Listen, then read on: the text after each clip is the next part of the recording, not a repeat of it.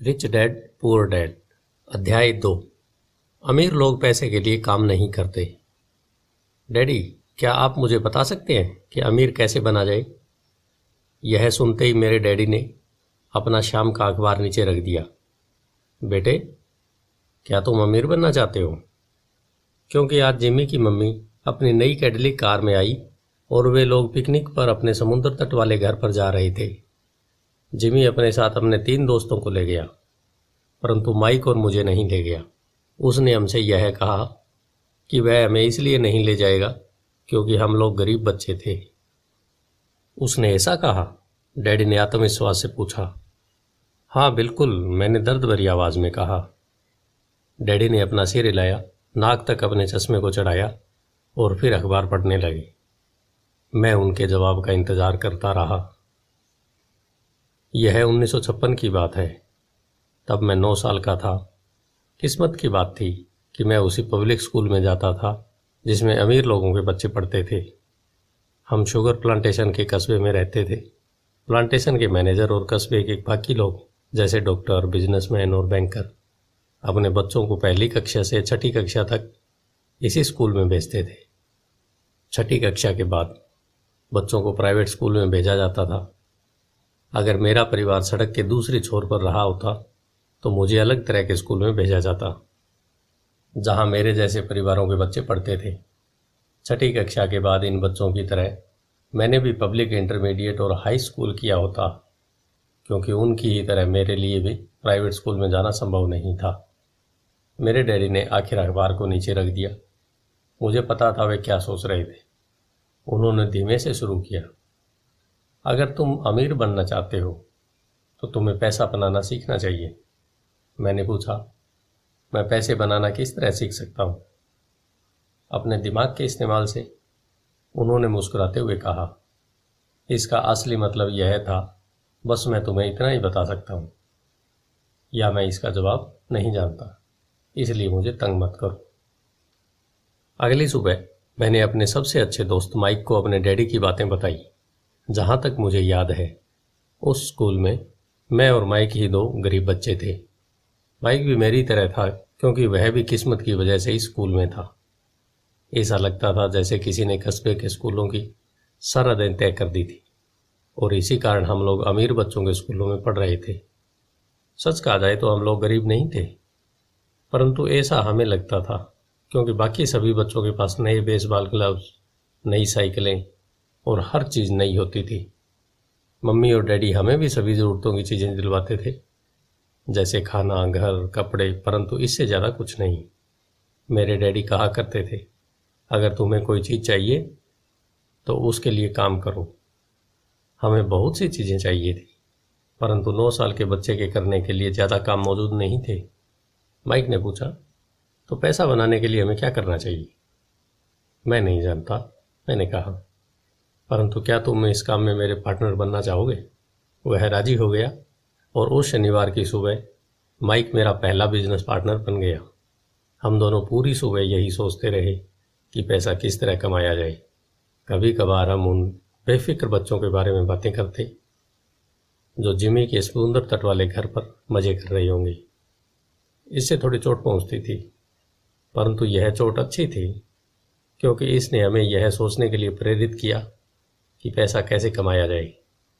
आखिरकार उस दोपहर को हमारे दिमाग में बिजली कौंध गई। यह एक ऐसा विचार था जो माइक ने किसी विज्ञान की किताब में पढ़ा था। रोमांचित होकर हमने हाथ मिलाए और पार्टनरशिप के पास अब एक बिजनेस था। अगले कुछ हफ्तों तक मैं और माइक दौड़ भाग करते रहे। हर दरवाजे पर दस्तक देते थे और पड़ोसियों से कहते थे कि वे अपने इस्तेमाल किए हुए टूथपेस्ट ट्यूब हमारे लिए रख लें। हैरत से हमें देखते हुए ज़्यादातर लोगों ने मुस्कुराकर हमारी बात मान ली। कुछ ने हमसे पूछा कि टूथपेस्ट ट्यूब हमें क्यों चाहिए। इसके जवाब में हमने कहा, हम आपको यह नहीं बता सकते, यह एक बिजनेस सीक्रेट है। सप्ताह गुजरते गए और मेरी माँ बहुत दुखी हो गई। अपने कच्चे माल को इकट्ठा करने के लिए हमने जो जगह चुनी थी वह उनकी वॉशिंग मशीन के ठीक पास थी, एक भूरे कार्डबोर्ड के बक्से में जिसमें कभी केचप की बोतलें रखी रहती थी। हमारे इस्तेमाल किए हुए टूथपेस्ट के ट्यूब्स की संख्या बढ़ने लगी। आखिर एक दिन माँ के सब्र का बांध टूट गया। पड़ोसियों के मुड़े तिड़े और इस्तेमाल किए हुए टूथपेस्ट ट्यूब्स को देखते देखते वे उब गई थी। उन्होंने पूछा, तुम लोग कर क्या रहे हो? और मैं यह नहीं सुनना चाहती कि यह एक बिजनेस सिगरेट है। इस कचरे को साफ कर दो या मैं इसे बाहर उठाकर फेंक दूंगी। माइक और मैंने उनके हाथ पैर जोड़े, उन्हें यह बताया कि जल्दी हमारा कच्चा माल पर्याप्त जमा हो जाएगा और फिर हम उत्पादन शुरू कर देंगे। हमने उन्हें बताया कि हम कुछ पड़ोसियों का इंतज़ार कर रहे थे ताकि वे अपने टूथपेस्ट के ट्यूब्स ख़त्म कर लें। माँ ने हमें 1 हफ्ते की मोहलत दे दी। उत्पादन शुरू होने की तारीख नज़दीक आ गई थी। दबाव बढ़ गया था। हमारे वेयर हाउस के मालिक यानी मेरी माँ ने हमारी पहली पार्टनरशिप कंपनी को जगह खाली करने का नोटिस थमा दिया था। अब माइक का काम यह था कि वह पड़ोसियों को अपने टूथपेस्ट जल्दी ख़त्म करने के लिए कहे और साथ में यह भी जोड़ दे। दांत के डॉक्टरों का कहना है कि दिन में कई बार ब्रश करना चाहिए। मैं उत्पादन की प्रक्रिया को ठीक ठाक करने में जुट गया। एक दिन मेरे डैडी अपने एक दोस्त के साथ कार में बैठकर पोर्च में आई और उनके आश्चर्य का ठिकाना नहीं रहा जब उन्होंने वहां 9 साल के 2 बच्चों को उत्पादन की प्रक्रिया में पूरी गति से जुटे देखा। हर तरफ बारीक सफ़ेद पाउडर बिखरा हुआ था। एक लंबी मेज पर स्कूल से लाए गए दूध के छोटे कार्टन थे और हमारे परिवार की हिवाची ग्रिल लाल दहकते कोयलों के साथ अधिकतम गर्मी पर चल रही थी। डैडी सावधानी से चलकर हमारे करीब आए। चूँकि हमारी उत्पादन की प्रक्रिया ने पोर्च पर कब्जा कर लिया था, इसलिए उन्हें कार बाहर ही खड़ी करनी पड़ी। जब वे और उनके दोस्त पास आए तो उन्होंने कोयलों के ऊपर रखा एक स्टील का बर्तन देखा जिसमें टूथपेस्ट के ट्यूब पिघल रहे थे। उन दिनों टूथपेस्ट प्लास्टिक के ट्यूब्स में नहीं आते थे। ट्यूब शीशे के बने होते थे। एक बार पेंट जल जाए तब हम ट्यूब्स को स्टील के बर्तन में डाल देते थे ताकि वे पिघलकर द्रव्य के रूप में आ सकें। इस पिघले हुए शीशे को हम छोटे छेद वाले दूध के कार्टनों में डाल रहे थे। दूध के इन कार्टनरों में प्लास्टिक का पेरिस भरा था। हर तरफ फैला सफ़ेद पाउडर प्लास्टिक ही था जिसमें हमने पानी मिलाया था। जल्दबाजी में मैंने उसके बैग को गिरा दिया था और पूरी ज़मीन ऐसे लग रही थी जैसे वहाँ अभी अभी बर्फ़ का तूफान आया हो। दूध के कार्टन भारी बक्से थे जिनके भीतर प्लास्टर ऑफ पेरिस के सांचे थे। मेरे डैडी और उनके दोस्त हमें देखते रहे और हम पिघले हुए शीशे के प्लास्टर ऑफ पेरिस के क्यूब के ऊपर से छोटे छेद में डालते रहे। संभल कर, मेरे डैडी ने कहा। मैंने बिना सिर ऊपर उठाई हामी भर दी। आखिरकार जब शीशे को डालने का काम खत्म हो गया तो मैंने स्टील के बर्तन को नीचे रख दिया और फिर अपने डैडी की तरफ देखकर मुस्कुराया। उन्होंने हल्की मुस्कान के साथ पूछा, तुम लोग क्या कर रहे हो? हम वही कर रहे हैं जो आपने बताया था। हम अमीर बनने जा रहे हैं, मैंने कहा। हाँ, माइक ने सिर को हिलाते हुए और मुस्कुराते हुए कहा। हम दोनों पार्टनर हैं। डैडी ने पूछा, और इन प्लास्टर के सांचों में क्या है? देखिए, मैंने कहा, इनमें एक बहुत अच्छी चीज़ है। छोटे हथौड़े से मैंने सील को ठोका जिससे बाहरी खोल टूट गया। सावधानी से मैंने ऊपर के आधे प्लास्टर को हटाया और जस्ते का एक सिक्का बाहर गिर गया। हे भगवान, मेरे डैडी ने कहा, तो तुम लोग जस्ते के सिक्के डाल रहे थे? बिल्कुल सही, माइक ने कहा। हम वही कर रहे थे जैसा आपने हमसे कहा था। हम पैसा बना रहे थे। मेरे डैडी के दोस्त जोर से हंसने लगे। मेरे डैडी भी मुस्कुराए और उन्होंने अपना सिर हिलाया। उनके सामने आग और टूथपेस्ट की ट्यूब्स के बक्से के साथ सफ़ेद धूल में लिपटे हुए 2 बच्चे खड़े थे जो इस कान से उस कान तक मुस्कुरा रहे थे। उन्होंने हमसे कहा कि हम सब कुछ छोड़कर उनके साथ चलें और घर के सामने वाली सीढ़ी पर बैठें। मुस्कुराते हुए उन्होंने हमें जालसाजी शब्द का मतलब समझाया। हमारे सपने धराशायी हो गए थे। तो आपका मतलब है कि यह गैरकानूनी है? माइक ने कांपती आवाज़ में पूछा। छोड़ो भी, डैडी के दोस्त ने कहा। हो सकता है कि बच्चे अपने जन्मजात प्रतिभा को विकसित कर रहे हों। मेरे डैडी हमें घूरते रहे। हाँ, यह गैरकानूनी है, डैडी ने नरमी से कहा, परंतु तुम लोगों ने यह साबित कर दिया कि तुम में बहुत ज़्यादा रचनात्मकता और मौलिक विचार हैं। इसी तरह आगे बढ़ते रहो मुझे तुम पर गर्व है। निराश होकर माइक और मैं तकरीबन 20 मिनट तक चुपचाप अपना सिर पकड़कर बैठे रहे। इसके बाद हमने सारा अटाला साफ करना शुरू कर दिया। पहले ही दिन हमारा बिजनेस चौपट हो गया था। पाउडर साफ करते हुए मैंने माइक की तरफ देखा और कहा, मुझे लगता है जिमी और उसके दोस्त ठीक हैं, हम सचमुच गरीब हैं। जब मैंने यह कहा तब डैडी बस जाने ही वाले थे। बच्चों, उन्होंने कहा, तुम गरीब तभी कहलाओगे जब तुम लोग हार मान लोगे। सबसे महत्वपूर्ण चीज़ यह है कि तुमने कुछ किया। ज़्यादातर लोग केवल अमीर बनने के बारे में बातें करते रहते हैं और उसके सपने देखते रहते हैं। तुमने कुछ किया है। मुझे तुम दोनों पर गर्व है। मैं एक बार फिर से यही कहूँगा, आगे बढ़े चलो, हार मत मानो। माइक और मैं खामोश खड़े रहे। यह सब सुनने में अच्छे थे, परंतु हमें यह पता नहीं था कि हमें क्या करना चाहिए। तो ऐसा क्यों है डैडी कि आप अमीर नहीं हैं? मैंने पूछा। क्योंकि मैंने एक स्कूल टीचर बनने का फैसला लिया था।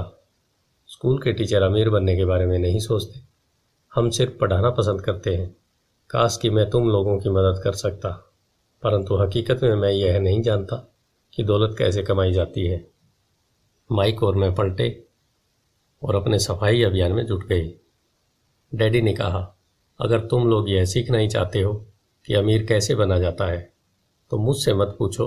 माइक, तुम अपने डैडी से ही यह सवाल पूछो। मेरे डैडी? माइक ने हैरानी से कहा। हाँ, तुम्हारे डैडी। मेरे डैडी ने मुस्कुराकर दोहराया। तुम्हारे डैडी और मेरा बैंकर एक ही है और वह तुम्हारे डैडी की बहुत तारीफ करता है। उसने मुझे कई बार यह बताया है कि पैसा बनाने में तुम्हारे डैडी का कोई जवाब नहीं है। मेरे डैडी? माइक ने एक बार फिर हैरानी से पूछा। फिर ऐसा क्यों है कि स्कूल के अमीर बच्चों की तरह हमारे पास शानदार कार और आलीशान बंगला नहीं है? शानदार कार और आलीशान बंगले के होने का यह मतलब नहीं कि आप निश्चित रूप से अमीर हैं या आप पैसा बनाने की कला जानते हैं। डैडी ने जवाब दिया, जिमी के डैडी शुगर प्लांटेशन में काम करते हैं। उनमें और मुझ में ज़्यादा फर्क नहीं है। वे एक कंपनी के लिए काम करते हैं और मैं सरकार के लिए। कंपनी उन्हें कार खरीद कर दे देती है। इस समय शक्कर की कंपनी आर्थिक संकट में फंसी हुई है और जिमी के डैडी के पास जल्द ही कुछ नहीं बचेगा। तुम्हारे डैडी अलग है माइक। ऐसा लगता है कि वे एक साम्राज्य बनाने जा रहे हैं और मेरा अंदाज़ा है कुछ ही सालों में बहुत अमीर बन जाएंगे। यह सुनकर माइक और मैं एक बार फिर रोमांचित हो गए। नए उत्साह से हमने अपने डूबे हुए व्यवसाय के कचरे को साफ करना शुरू कर दिया। जब हम सफाई कर रहे थे तो हमने यह भी योजना बना ली कि कब और कैसे माइक के डैडी से बात की जाए। समस्या यह थी कि माइक के डैडी बहुत ज़्यादा काम करते थे और देर रात तक घर नहीं लौटते थे। माइक के डैडी के पास कई warehouse, construction company, stores की श्रृंखला और 3 रेस्तरां थे। रेस्तराओं के कारण ही उन्हें घर लौटने में देरी हो जाती थी। सफाई खत्म करने के बाद माइक बस पकड़कर अपने घर चला गया। वह अपने डैडी से बात करने वाला था, चाहे वे कितनी देर से घर लौटें, और उनसे पूछने वाला था कि क्या वे हमें अमीर बनने की तरकीब सिखाने के लिए तैयार हैं। माइक ने मुझसे वादा किया कि जैसे ही वह अपने डैडी से बात कर लेगा वह मुझे फ़ोन करेगा, चाहे कितनी ही देर क्यों न हो जाए। फ़ोन रात को 8:30 बजे आया। ओके, अगले शनिवार, मैंने कहा और फ़ोन रख दिया। माइक के डैडी माइक और मुझसे मिलने के लिए तैयार हो गए थे। शनिवार की सुबह 7:30 बजे मैंने शहर के दूसरे हिस्से में जाने के लिए बस पकड़ी। माइकल और मैं सुबह 8 बजे उसके डैडी से मिले। वे पहले से ही व्यस्त थे और उनके पास 1 घंटे से भी ज़्यादा का काम मौजूद था। जब मैं उनके साधारण छोटे और साफ घर के सामने पहुंचा तो मैंने देखा कि उनका कंस्ट्रक्शन सुपरवाइज़र अपने पिकअप ट्रक में वहां से जा रहा था। माइक मुझे दरवाजे पर ही मिल गया। डैडी अभी फ़ोन पर है और उन्होंने कहा है कि हम लोग पीछे के पोर्च में उनका इंतज़ार करें। माइक ने दरवाज़ा खोलते हुए कहा। जब मैंने उस पुराने घर की दहलीज के अंदर कदम रखा तो लकड़ी के पुराने फर्श की चरमराहट सुनाई दी। दरवाजे के भीतर सस्ती सी चटाई थी। चटाई वहाँ इसलिए रखी गई थी ताकि फर्श पर पड़े अनगिनत कदमों के निशानों को छुपाया जा सके। हालांकि वह साफ थी, पर यह स्पष्ट दिखता था कि उसे बदल लेना चाहिए। जब मैं संकरे लिविंग रूम में घुसा तो मेरा दम घुटने लगा था। वहाँ पुराने